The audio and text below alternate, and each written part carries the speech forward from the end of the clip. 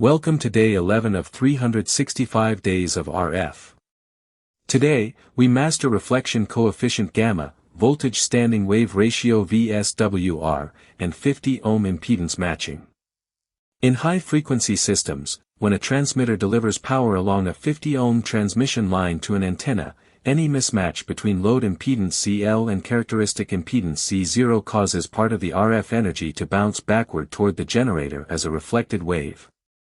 The reflection coefficient gamma is given by gamma equals ZL minus C0 over ZL plus C0. When gamma equals 0, perfect matching is achieved, and 100% of the power transfers cleanly into the antenna.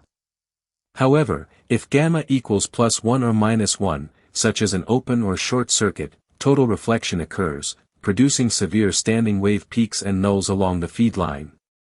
The voltage standing wave ratio VSWR equals 1 plus magnitude gamma divided by 1 minus magnitude gamma.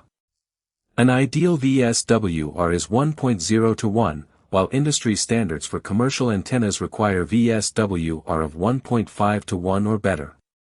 High VSWR spikes return loss S11 and can cause severe thermal burnout to sensitive power amplifier transistors.